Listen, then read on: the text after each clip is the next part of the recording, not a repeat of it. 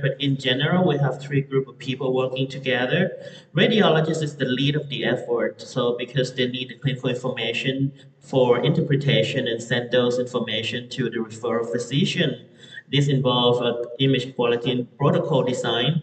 And our colleague medical physicists also have important role because they mainly take care about radiation dose that we expose to the patient. They do patient dose monitoring and audit. We technologists or radiographers, we are key players because all the exam will be carried out by radiographers or technologists. So we say, can it be done or not? We concerned about the practical issue, patient instruction, and also workflow.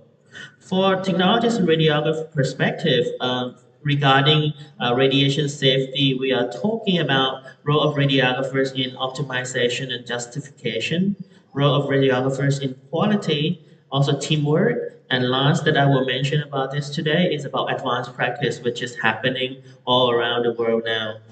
And for the role of your organization, as you are our member, role of ISRT in patient dose reduction and quality in radiological services.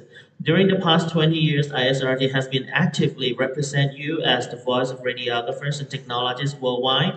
We collaborate with United Nations organization such as the International Atomic Energy Agency, IAEA, World Health Organization, WHO, and also international organization concerning radiation protection, the ICRP.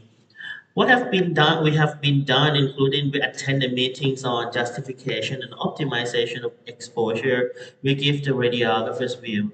We also review the document, IAEA Basic Safety Standard, WHO standards, and so on. We also review teaching and training materials for those organizations.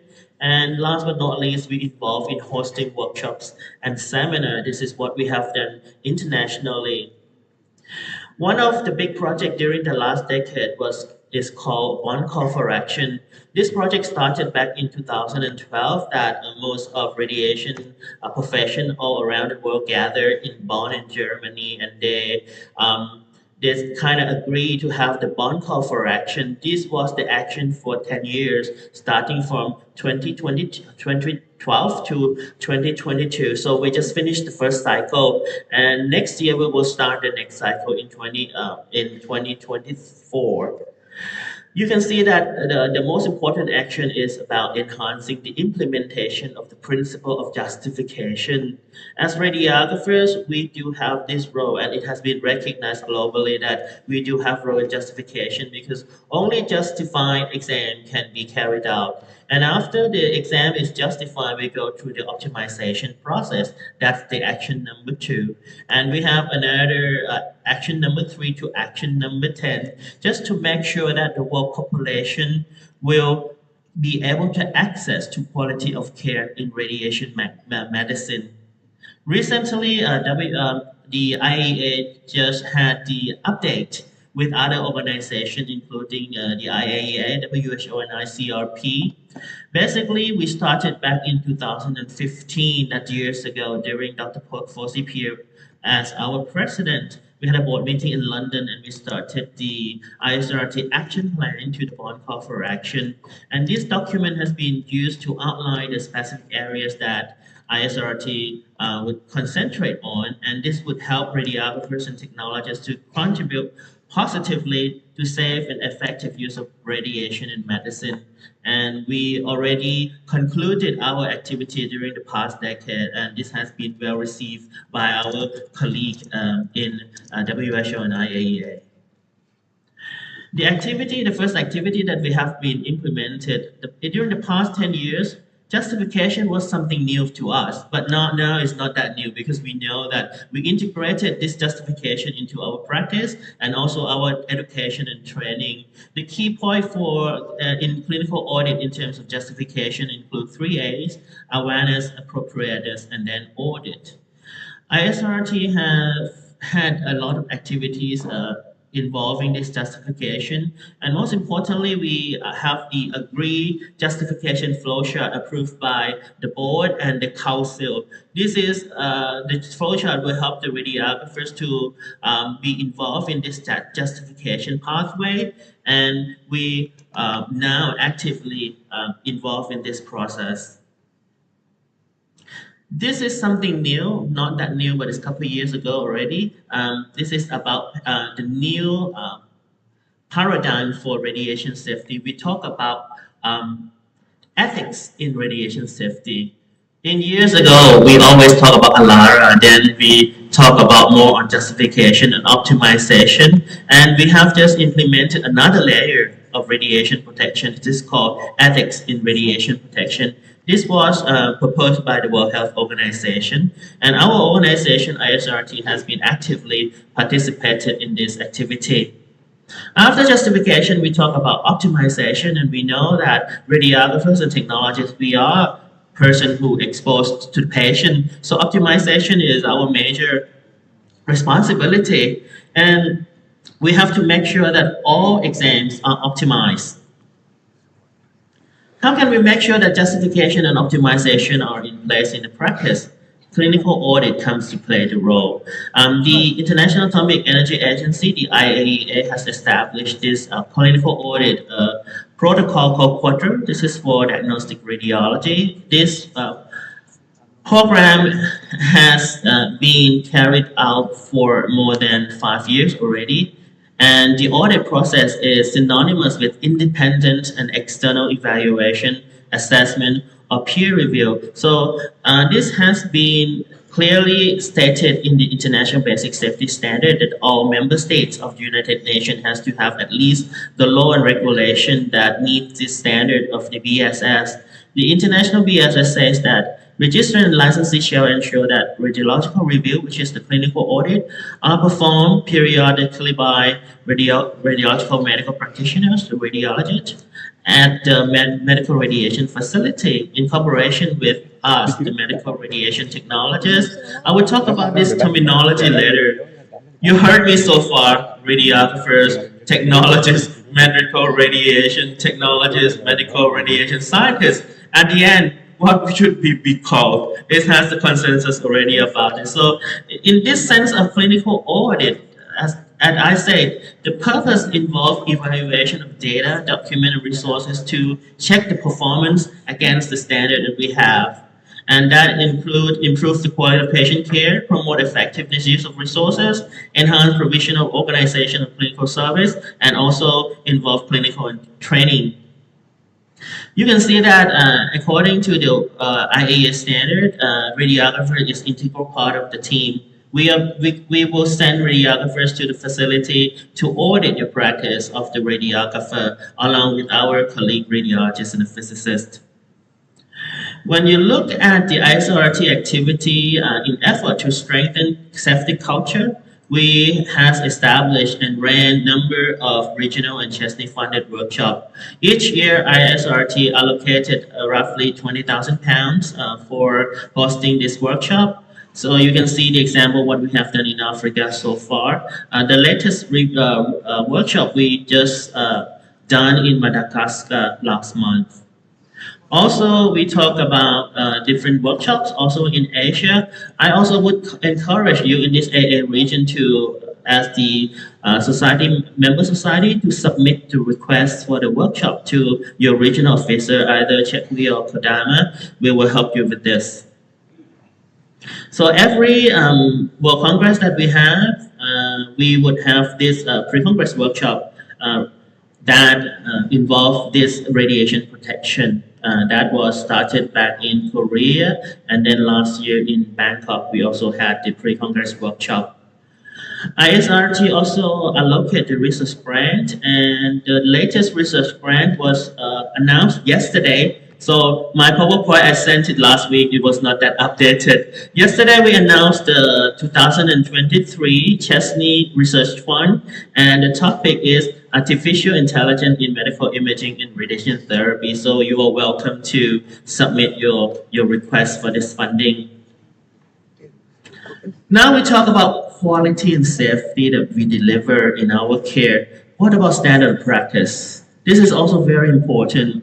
So what we are talking about is toward the future, which is the advanced practice. What is advanced practice? By the definition, this is from Society and College of Radiographer, UK. The scope of practice refers to service that the health profession is both allowed to undertake and competent to perform. And advanced clinical practice is delivered by experienced registered healthcare practitioner. This is level of practice characterized by a high level of autonomy and complex decision making. Come back to the topic, radiography. This is English. I speak English. There are totally 17 different terms of what we do and who we are. This is quite interesting, right? So at this end, we at the end, we have the consensus. I will show you what our consensus was. We have been having issue with International Labour Organization that they have not classified us at the level as we supposed to be, and unfortunately, even the latest cycle we have not classified in that level of profession yet. This is due to do our new board. We will take another survey in response to this requirement of the International Labour Organization. The first report was back in 2015, done by Cynthia Calling, our past Director of Education, and we had all of you across the world to provide the data to us about the education and training. You can see that our education and training range from 2 years to 5 years, so it's varies from one place to another. And the recent study from Jonathan McNulty published in Radiography 2 years ago, the data has not changed much about the structure of our training and education. But the point is, the trend of the training is geared now toward bachelor degree as the base entry requirement of the profession. But if you look at the details, like what are the components of the training, still we have to work hard on that. It doesn't mean that we have a say, so all the member countries change the curriculum in the same way. No, we cannot do that. But at the end, we should have some mechanism to do the benchmarking. So this is the proper level, entry level of radiographer. This is the document adopted by Council and approved by the board in August 2021. Aacrt radiographer, radiological technologist definition. So from now on, just use this. British English, we are called radiographer, and American English, we are called radiological technologist. That's all. So challenge we are facing. Different education of radiographer worldwide, education and training among member countries. Registration and licensing systems still not in place in numbers of countries. Good news is in this region, the AA region, we are quite advanced in terms of licensing system. I think most of the places we already had the license. Still, we have big gap in terms of economic advancement among member societies. When you look at our education model here, there are two models governed by licensing system in individual country. We have like East Asia model, including Japan, Korea, Taiwan, and also Thailand. We have 3-in-1. So in 4 years program, we include medical imaging, therapy, and nuclear medicine. And we have a different model, mainly in Europe and also in Australia. This is called individual and discipline. You do either medical imaging or radiation therapy for 4 years. There are advantage and disadvantage of these two models, but still, at least we will at the end come up with the education framework that my board will do during this term, because the last education framework was done back in 2014. It's quite some time back. So I would like to ask you as our member society to contribute. If you look at the advanced practice, Australia is a very good model in this region.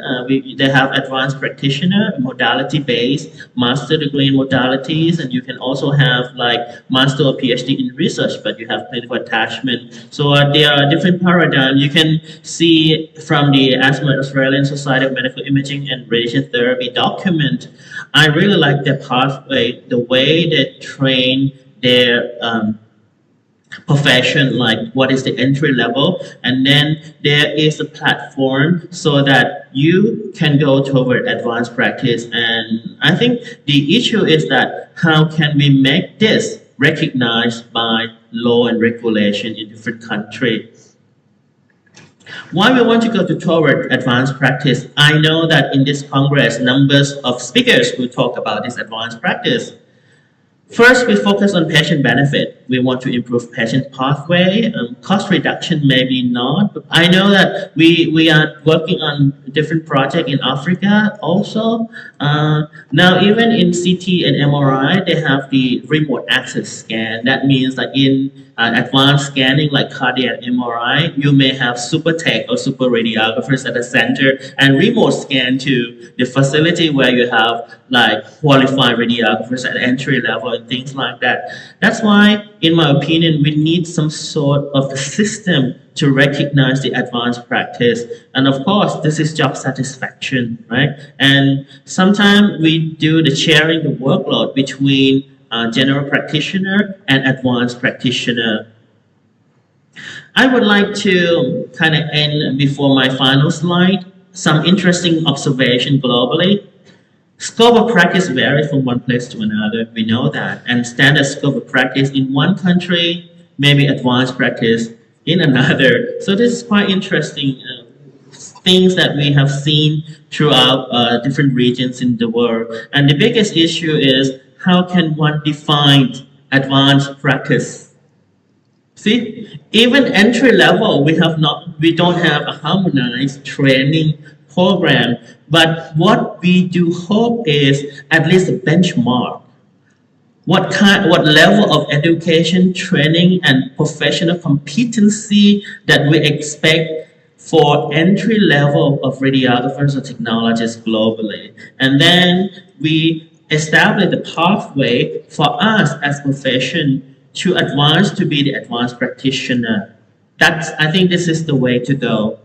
So in summary, quality and safety in radiological services need to be delivered by multidisciplinary profession, and this is important, and radiographer is very important team member. And justification optimization are the must for diagnostic radiology, and this needs multidisciplinary collaborative work. Dose optimization is needed to reduce stochastic risk of radiation, of course, and radiographers, technologists play a very important role in quality and safety as a team approach. Radiography, education, training, and scope of practice vary from one place to another globally. This is the trend.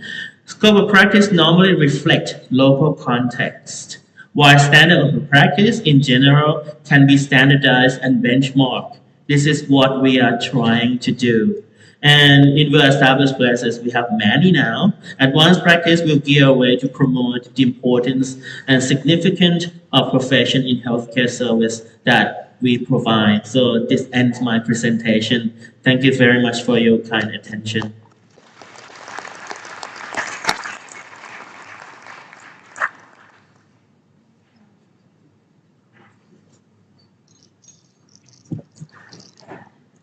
Another big round of applause, please, ladies and gentlemen. Thank you very much to Dr. the President of the International Society of Radiographers and Radiological Technologies, and from the Department of Radiological Technology, Faculty of Medical Technology, Mindong University, Thailand.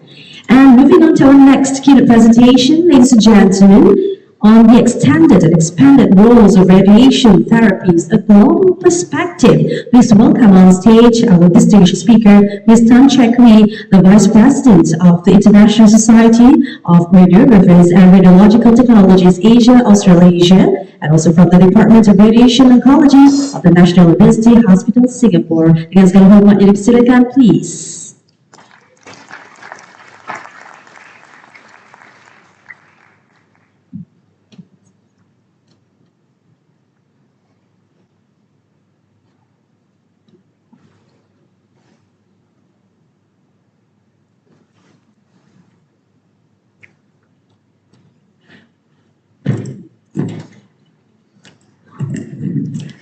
A very good morning to our distinguished guests, ladies and gentlemen. It's a great pleasure to be back in Kuching again, and I hope that everyone has the opportunity to explore this beautiful city of Kuching and enjoy the food fair, amazing food fair here in Kuching. I would like to take this opportunity to thank the organizing committee for inviting me to present at the Aacrt today. So today I'm going to share on the extended and expanded roles of radiation therapies, a global perspective. So as we all know, radiotherapy plays an important role in our fight against cancer. And as radiation therapies or technologies, we play an important role in treatment delivery and the care of patients during their treatment. So as technology continues to evolve from 3D, MRT, stereotactic, and now with MR-Linac and proton therapy, it provides a lot of opportunity for therapies to expand their roles. So, but how can therapists be equipped with the necessary skills to take on the additional or the evolving advancement in technology to manage our patient? So, as this is important to enhance the capabilities of therapists through role development and empowering them with the experience needed to proficiently handle the emerging technologies. Okay, so role development, so I'm taking the definition from the UK College of Radiographers. So the UK College of Radiographers define role development as representing qualitative and quantitative change in the ways radiographers continue to contribute to patient management and healthcare services. It is generally accepted that role developments are new type of activities which are not part of the traditional roles of radiographers. They are changing the boundaries of practice. So as we all know, role development can be divided into role expansion, role extension, and advanced practice. So for role expansion, it's the broadening of responsibilities within the existing scope of practice. It involves acquiring new skills, knowledge to take on additional tasks that are related to the existing role. Whereas role extension involves extending the responsibilities and duties beyond the existing scope of practice and acquiring new skills and competencies to take on tasks that were previously not done by us or outside our purview. And advanced practice is a level higher, so it involves both a role extension or expansion. So it generally serves as an umbrella term for both forms of role development. And as Napapong has also defined, should therefore be identified as someone who has progressed professionally to a higher level than the colleagues who is just undertaking role expansion or role extension, and with the ability to direct and motivate service delivery within their specialist area. Thus, with the ability to take on role development, it provides opportunity for radiation therapies to take on additional responsibilities in patient care. And it also provide opportunity to provide specialized skills in advanced treatment technique, which can enhance the professional goal, job satisfaction, and the opportunity for career advancement for therapies. So with this role development where they have acquired new knowledge, okay, the therapists can also participate in research activities and clinical trials which were previously not available for therapists because we were not taught with the skill sets, and contribute to the advancement in the radiation therapy technique. And lastly is the leadership and advocacy. So when therapists are equipped with knowledge, they are more confident to take on leadership roles within the department or even professional organization, and they can advocate for the profession, contribute to policy departments, and represent the interests of therapy radiographers. So what is the current role development and progression for radiation therapists in the world or in different part region? So unfortunately, I do not have the answer. Okay, I don't know. All right. So due to the diversity of our training, okay, and our education level and the economic level, all right. So there is significant variation across the different region, and even among the Asian region, there is great diversity. So hopefully, as SRT's organization, international organization, we can work together with our member societies to collect this information to help us to assess what is the current situation. Okay, and then with this information, we can work together with the regulator or international organization to help to improve the situation. So based on the available lead review that I found, or the information available on different websites, So I will try to summarize the development based on the different region. Okay, so this is the UK College of Radiographers Education and Career Progression Framework, because UK has started role development more than 20 years ago. So they are very established in their career and education development framework, especially for advanced practice. Okay, so in the framework, it discussed on the UK four-tier structures for radiographers development. So you can see from here, it started off as a practitioner. When you first graduate, you become the practitioner, and slowly you progress onto the consultant level. And the framework also embeds the four pillars of practice: the clinical expertise, leadership, management, education and research, and development at each level of practice. So regardless of whether you are at the practitioner level or the consultant level, you have to include these four pillars of practice in your career, in your development. Okay, so this is a more detailed breakdown of the requirement at the different levels. So when you first started off as a practitioner, okay, when you first graduate, you'll be in the entry level of a profession of radiography. So you are supposed to be competent to perform the basic role of a radiation therapist, demonstrate ability to understand the work within a given job scope, and practice safely and effectively within your legal and professional scope of practice. So when you have acquired your skills, and then with some postgraduate training, you can progress to the enhanced practitioner level. So you develop proficiency and skill at a higher level of knowledge. And after that, then you move on to advanced practitioner and consultant level. So this is the summary of the slides representing the career progression framework, which I've discussed earlier. Thus, the bottom line of advanced practice in radiation therapy is opportunity for experienced, qualified radiation therapists to be able to fill in the gaps by performing at a more advanced and independent level.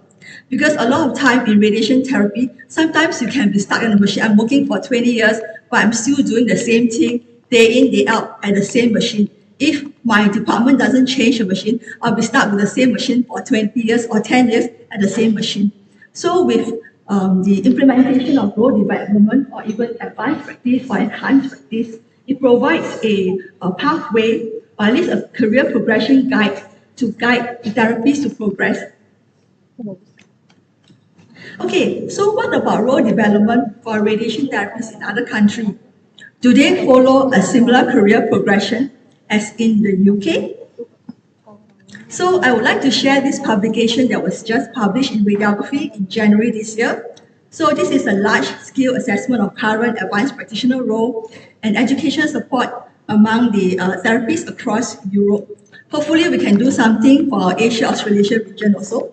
All right, so the target population consists of therapists development in European country at advanced level, and also therapists who think that they are practiced at advanced level. Okay, and then they are eligible to participate in this survey. So a total of 189 eligible participants from 21 European countries responded. And the result from the study shows that 42% of the respondents acknowledge that they require additional education to perform advanced practice role. So which is, I thought it was a bit low, because I would assume that most people would think that they need additional information or training to perform the advanced practice role. And then 25% reported a minimum of 5 years of RT practice to perform advanced practitioner role. So I think that is quite probably the general feeling that you need to have a level of expertise before you can take on the role.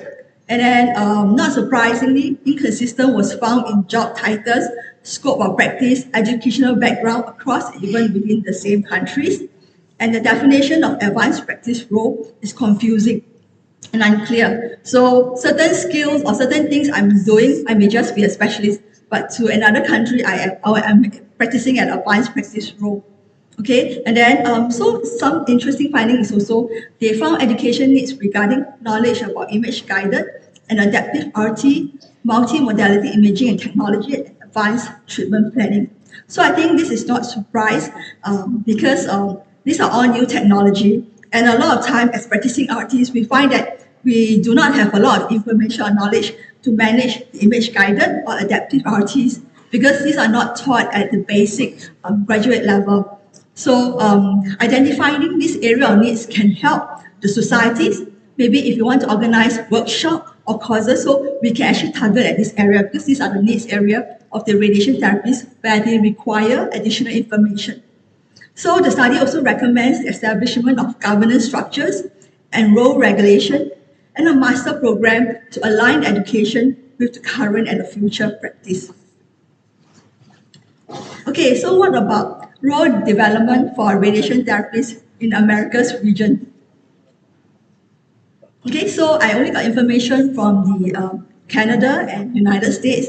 So I think most of them who are practicing advanced practitioner will know that in Canada, the advanced practice for radiation therapists is very well developed. The Canadian Association of Medical Radiation Technologists has developed their advanced practice framework and even advanced practice certification process.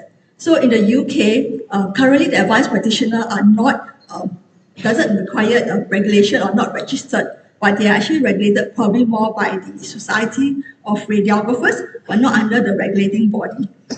Okay, so they actually have a very well established framework for advanced practitioner. They identify what are the different areas that radiation therapists can advance practice in, and then they have got a very comprehensive set of competencies, scope of practice and assessment that the therapists need to go through before they can be awarded the title as advanced practitioner. Okay, what about the United States?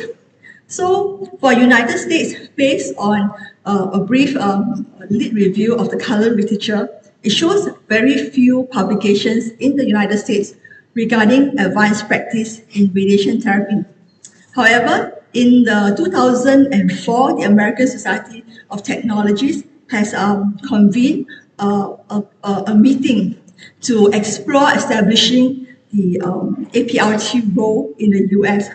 But after that, after the meeting, they only published the white paper, Advanced Practice in Radiation Therapy, and then there didn't seem to be any progression other than the white paper that they published. Based on the lead review that I tried to find from there.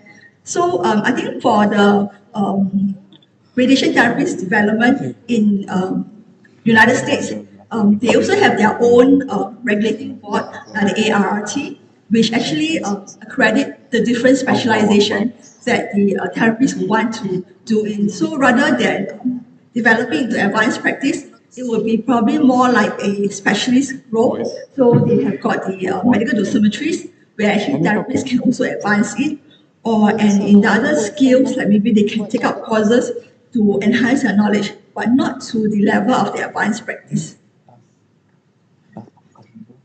So maybe if I've got any colleagues here from the United States, you can share or maybe update us. Okay, so what about Asia, Australasia? So what about role development for therapists in the Asia, Australasia region? Okay, so as we all know, Asia is a very populous and huge population and big continent. So definitely our education, training varies across the different countries. So as Dr. Bong has highlighted earlier, in Asia radiography training, it is mainly divided into two categories of training. So one where they unite or they only have a single track training where we do radiation therapy track or the diagnostic track or the nuclear med track. Whereas in the East Asia, like Paul mentioned, they combine. So within a 4 years or 3 years program, you cover diagnostic, therapy, and nuclear medicine. So with these two different tracks of education, how do you think the radiation therapists can roll advance?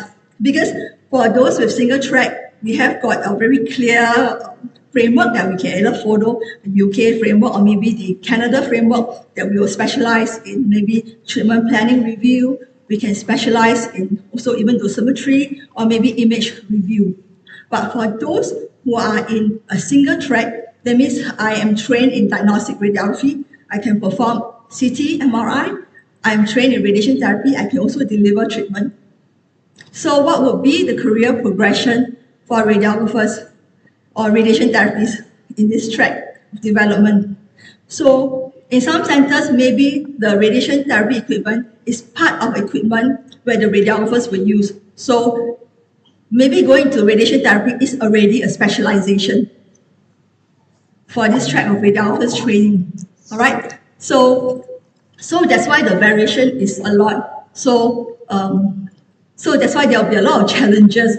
Or maybe how do we define the scope of practice or advanced practitioner? All right. How do we define the competency? What the person can do to be able to perform certain roles? Okay. And then across Asia, Australasia, for Singapore, Australia, New Zealand, because we are closer to a single track. So a lot of the therapists has taken on advanced practitioner role. And then in Hong Kong has got the College of Radiographers, college where they actually, I haven't found any literature in Hong Kong about advanced practitioner, but they actually go into like more specialist role where they have got certification for dosimetry or certification in different modalities for CT and MRI for the Hong Kong radiographer.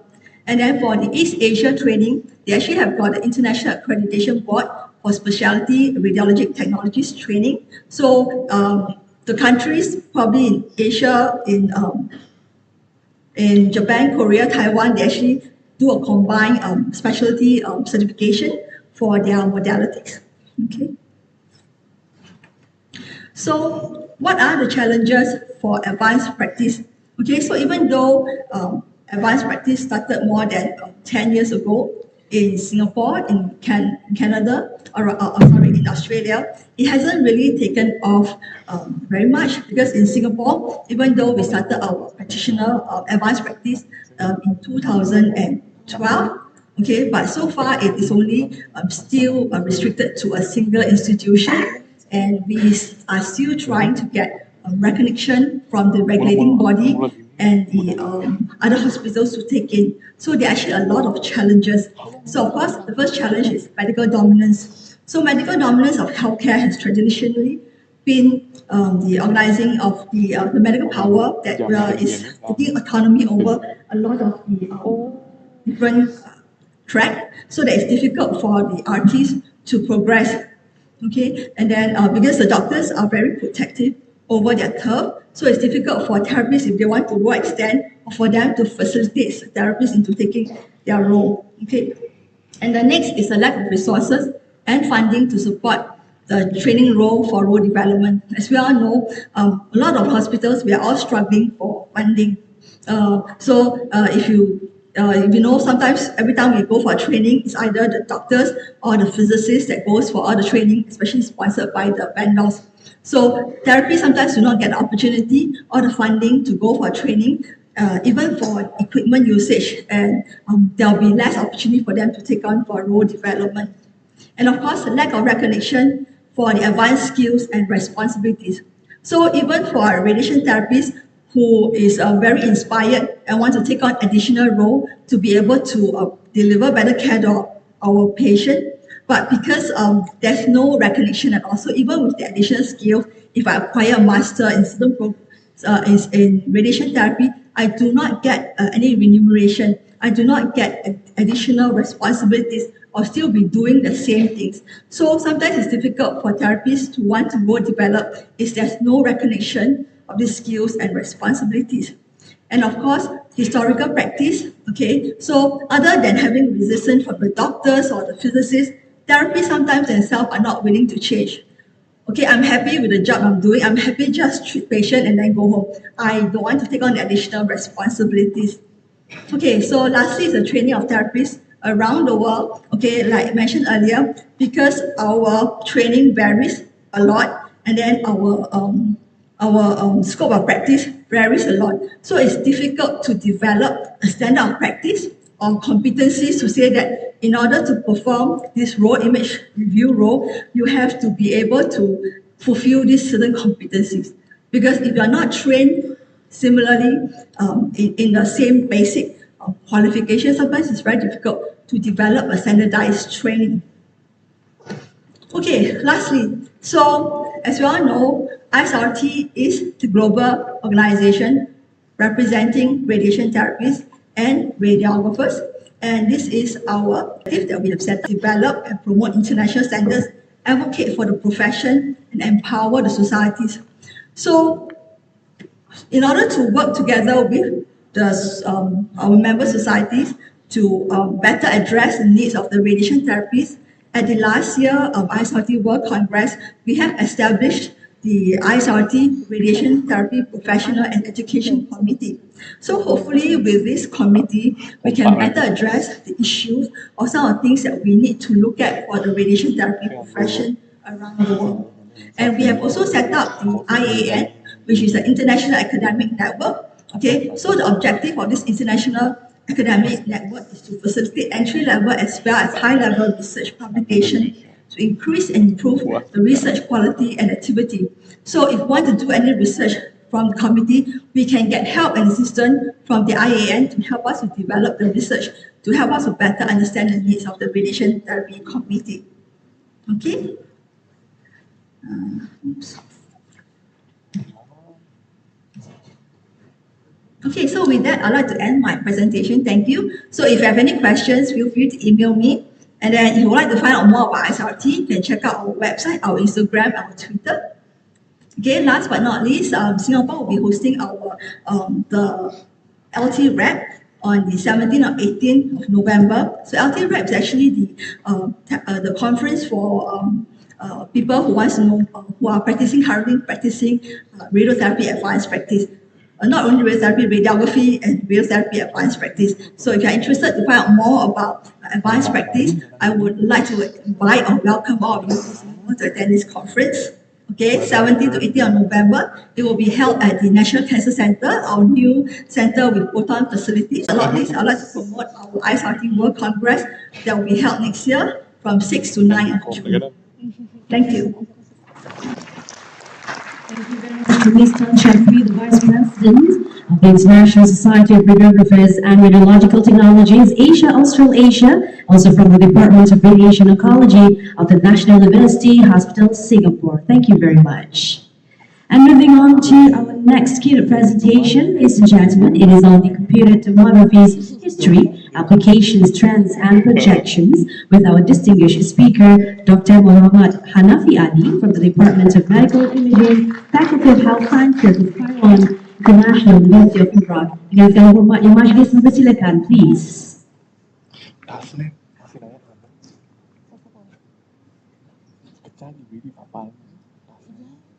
Masih banyak ngantuk. Kok nuliang gitu. Oh, ini dosen hari. Dosen. Bismillahirrahmanirrahim. Bismillahirrahmanirrahim. Thank you, Mr. Chairperson, Mr. President, IRSC, RSRRT, Mr. President, Malaysian Society of Radiographers, ladies and gentlemen, good morning.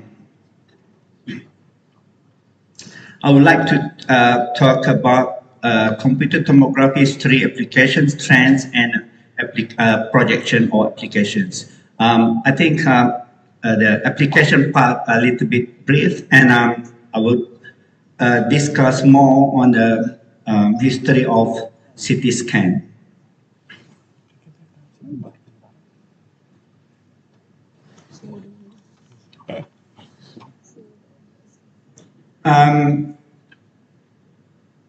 The objective of this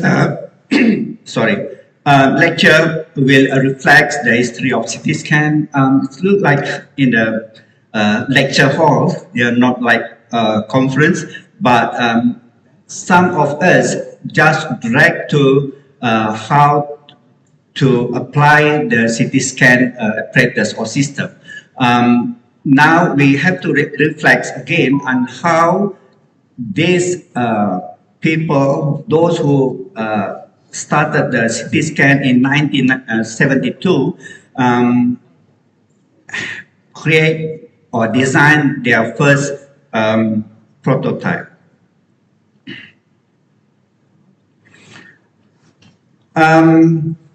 The slide of the lecture will discuss about CT scan history, CT generations, components is the most important part that we need to understand. And after that, we can appreciate the development of that components and a little bit of abdominal radiation dose from CT scan. And the last and but not least, the CT applications. And if we reflect in 1917, the Austrian mathematicians John Redon, yeah, he's the one that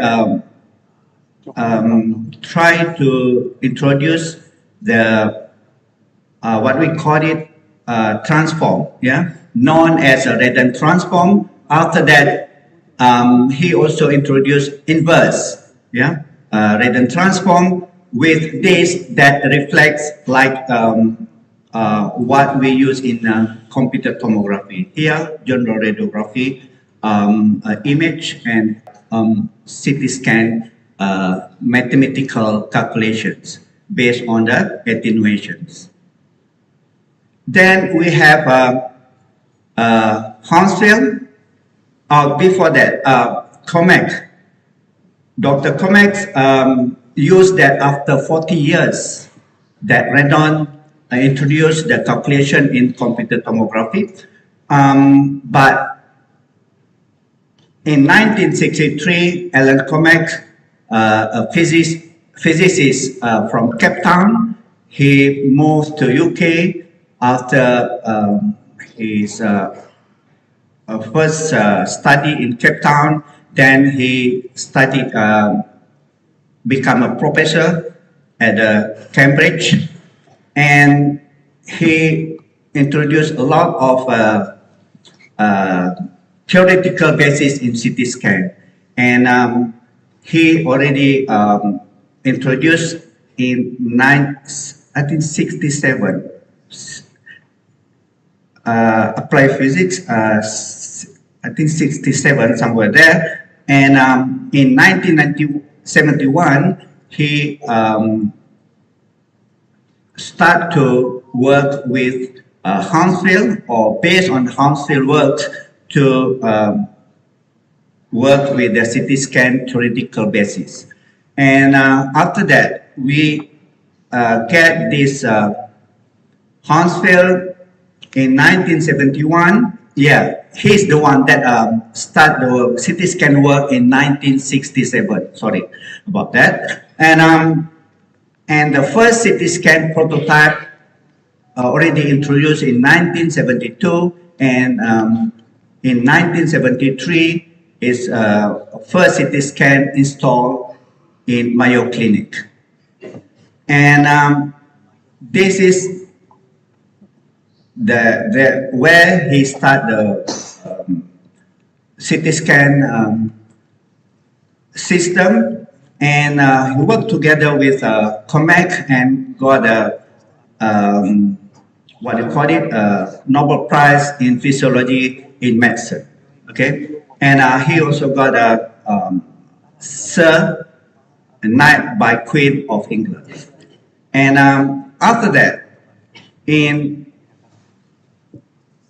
this is the prototype of the CT scan, Hansfield, and if I'm not mistaken, radiologist, yeah, Ambrose, Dr. Ambrose. And these two CT scan, the first CT scan now available display at the British Science Museum. Yeah, there's a different type, two type of CT scan display in British Science Museum, and this one I'm not really sure, but it has been used by Mayo Clinic and also displayed at the RNA of the Radiological Society of North America in Europe, in UK, in US, sorry. It's not, today is not really smooth. CT scan images of the 4 level for the same patients previously used with the CT scan version 1973, and this one done in 2003. So we can see the difference, the quality image between these two, and this is because of the development of the system, CT scan, X-ray tube, the detector, and the component of the CT scan. So with this, we can see that a lot of difference and the quality of the image, we can differentiate between the abnormality and normal images of the brain in this study. And after that, previously they only have a brain scan for CT scan, and after that they developed abdominal CT, and this is the image of the abdominal CT at that time in 1975, and we can see that the artifact based on the detector and resolution at that time is not really poor, but enough to identify the abdominal structure, and doctor can report or diagnose or interpret the images. And at the same time, after that in 75, now 81, still not much different, but the image quality become better, and one CT scan with for the whole brain, abdominal, and thorax examinations. This is the introduction of the CT scan based on the year, but now I'm going to explain a little bit on the generations of the CT scan. And the first generation of CT scan with 2 detectors actually, yeah, and the principle of translate and rotate, yeah, these 2 terms or keywords that we have to remember: translate and rotate. Yeah, first they have to go this way, one way. After that, the X-ray tube move and they scan again. The series of X-ray to cover the whole abdomen area, for example, and after that they will generate the image. It will take about 1.5 minutes to reconstruct. Very limitation, the limit of the CT scan, the computer at times very slow. That's why image recognition, reconstruction a little bit slow. Nowadays, we have very good computer software that we can generate with a shorter time. And the second one, another one is a pencil beam. We have to remember that pencil beam, translate and rotate. Yeah, that's 3 keywords. And the second generation, we have we call it translate and rotate. Also, but we use fan X-ray beam with multiple detectors. Yeah, that's the second generations. After that, we have another one, the third generation. This is slightly different. We use the difference is about the detector. We increase, they increase the detector and with X-ray tube, and the angulation about 72, and with the increase of the detector, they will cover more Z axis of the body. And the fourth one, we have, this is a lot of difference in terms of structure of the CT scan, where the gantry itself, we have a detector throughout the gantry, 360 degrees, and we have X-ray tube nearer to the patients, and this not really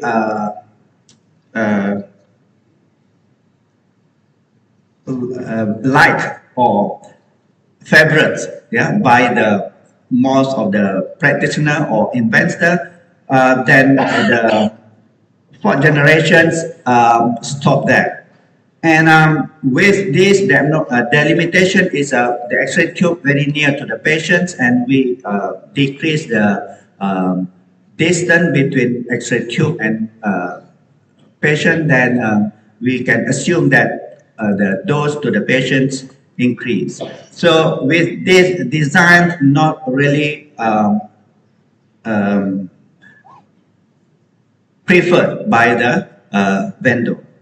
The next one that we have fifth generations. I think this is very short time dedicated for CT scan. I mean for the heart, and we have a like electron gun here. They focus the electron and not bend directed electron to the electron beam to the static detector here, and it's produce X-ray and patient lying down over there. So the first type of DCT scan in 1985, yeah, known as Imatron EBCT. I don't think that many of us got experience to practice and using this CT scan. After that, we have the sixth one that we have helical and spiral CT. And before that, this spiral CT, I get to know that after some time I learned CT scan. Before that, we have that housing, the X-ray tube with a high tension cable. We normally rotate the X-ray tube from 0 to 6 o'clock anti-clockwise. After that, clockwise about 180, so that we only have like conventional CT scan. Now, after that, we realized that that's the limitation of the CT scan. Once calendar in 1991 introduced slip ring technology, and we can use spiral CT with a brush and a conductor and connect with the power and informations connected to the X-ray tube and detectors, everything, and we can have that helical or spiral CT.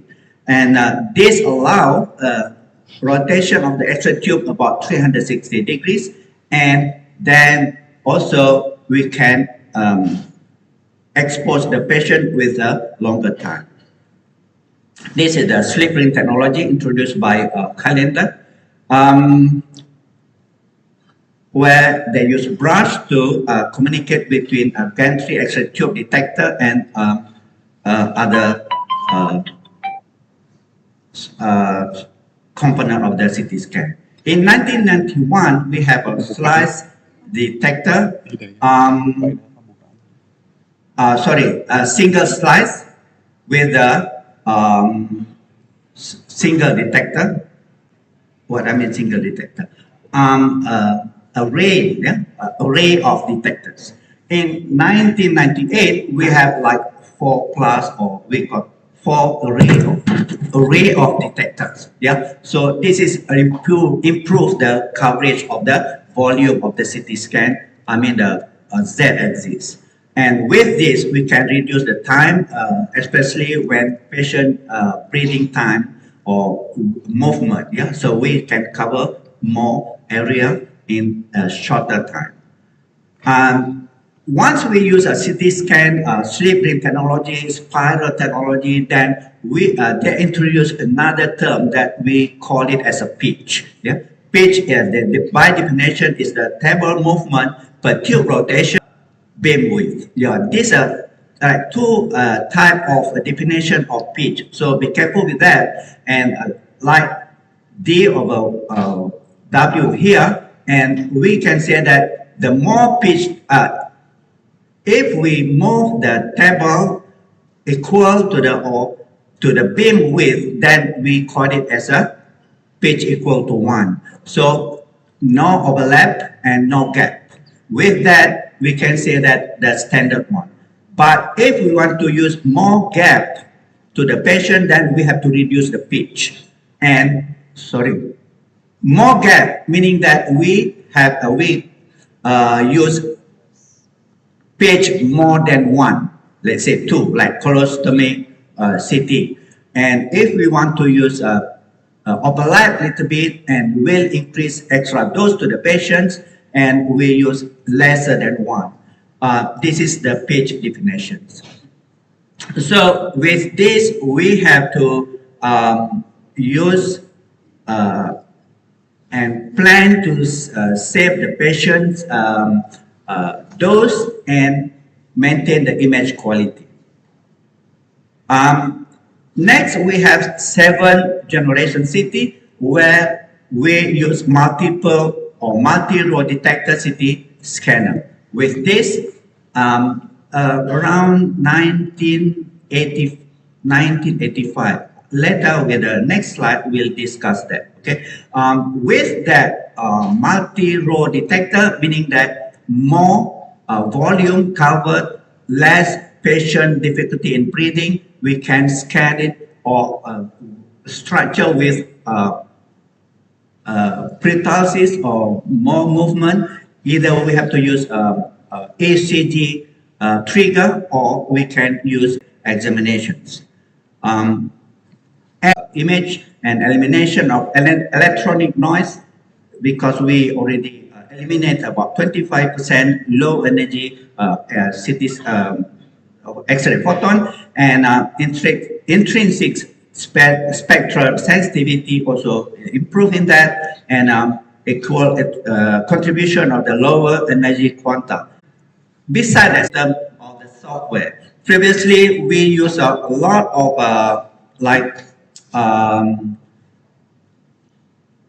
with the radon, after that filter back projection. I'm looking for that slide actually. Sorry. Okay.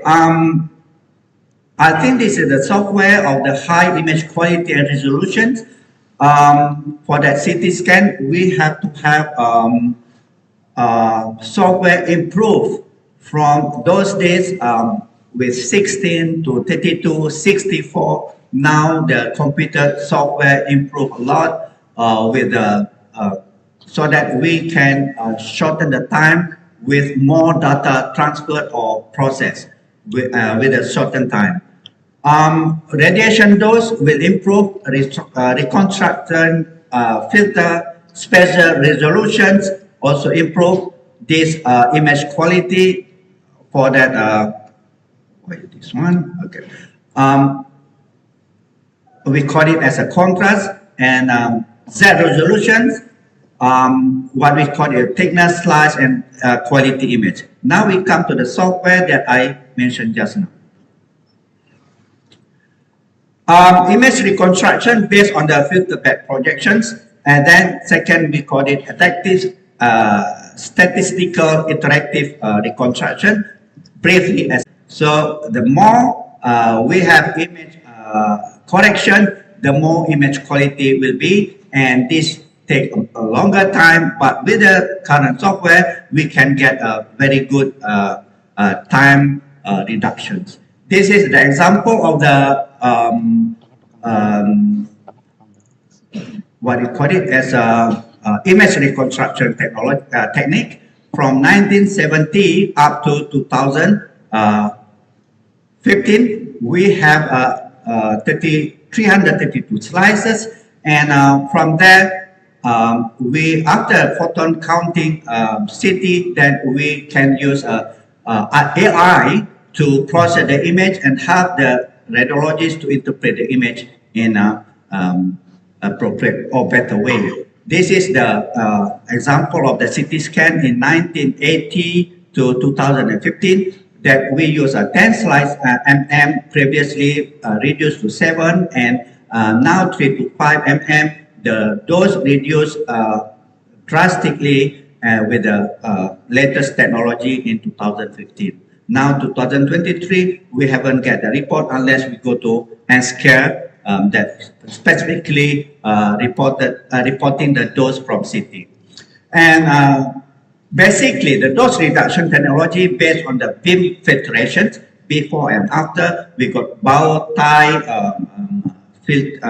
collimation too, and these beam filtrations really reduce the dose to the patient with this latest technology, straighten electron, and beam shaping like bow tie filter also can reduce the image quality, especially scattered radiation and uniformity of the beam. And collimation really will improve the technology, the image dose to the patient. Multi-slice, as I said, will reduce the time. And after that, we have multi-slice CT and patient-specific dose utilization. We use TCM, potential optimizations. All this designed with AI technology for the CT scan, detectors, development, detector electronic, and image reconstruction that I mentioned just now, and machine learning and AI really helps in image optimization and dose reduction.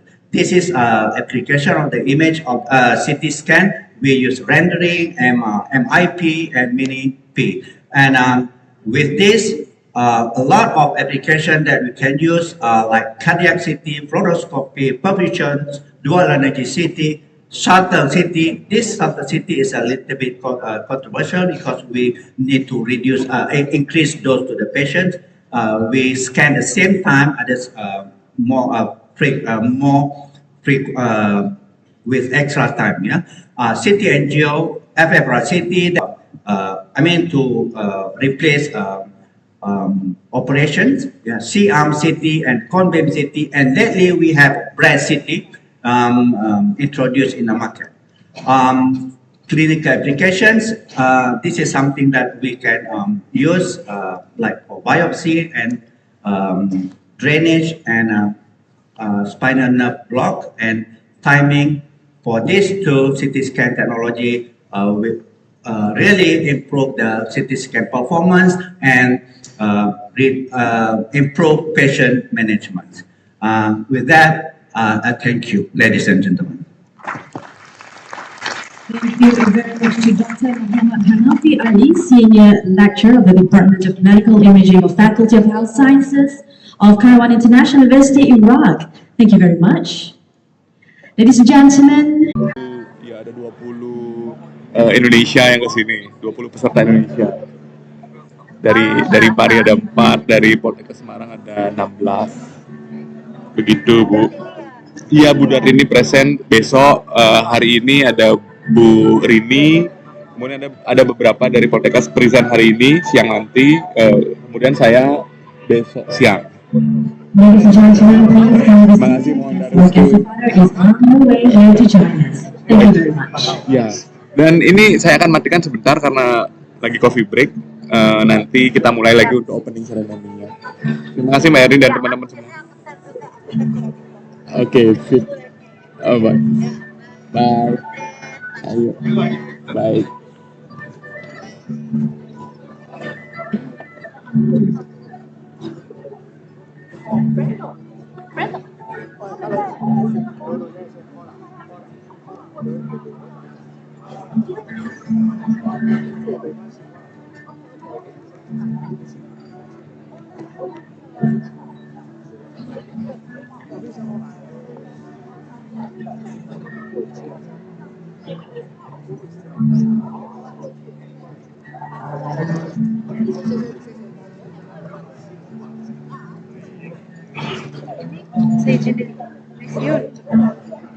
Ya, kasar.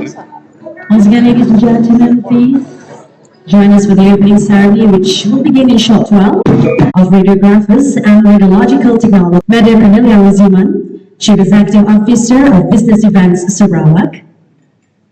Mr. Eric Van Pegelen, the Chief Executive Officer of Borneo Convention Center Kuching.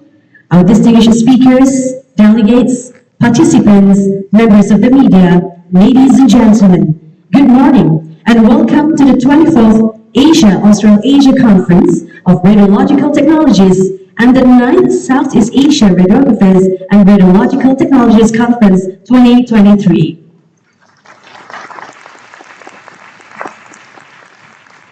Distinguished guests, ladies and gentlemen, as to bring the blessings for today's ceremony, it is now with great pleasure to invite Al-Fadil Ustazia Uncle Abdullah from Surak Islamic Affairs Department to recite the doa. Falyatafaddal mashkura, dengan segala hormatnya Al-Fadil Ustaz dipersilakan.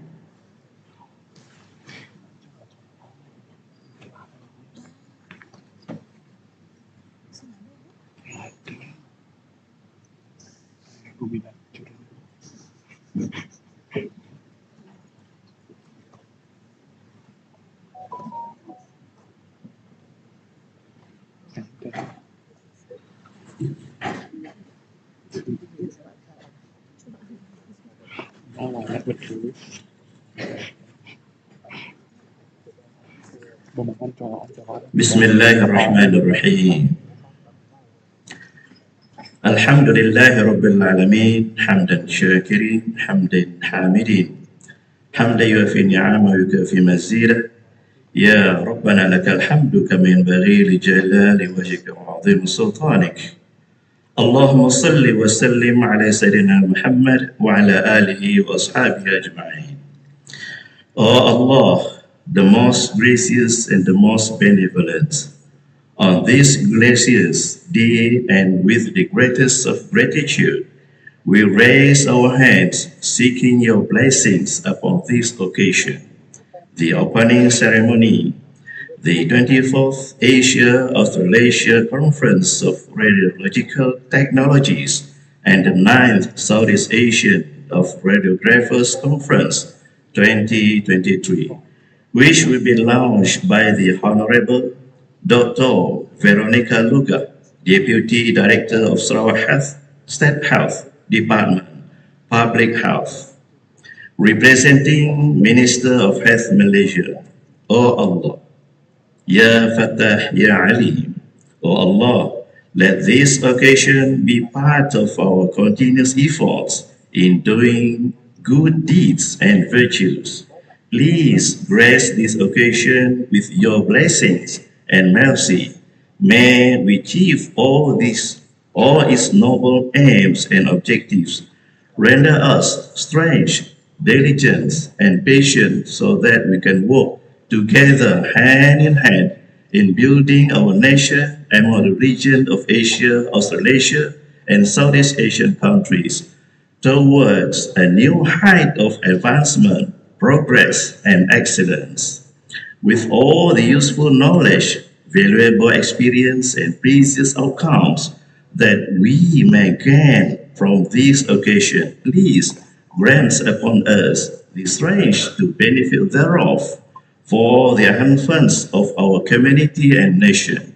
O Allah, our Lord, move our hearts to serve and sow division with sincerity in line with the demands of time and age in developing our country. Inspire in our thoughts and minds the spirit to cooperate with genuine brotherhood in generating thoughtful ideas so that every decision we make meets the wishes and the tastes of civilized society.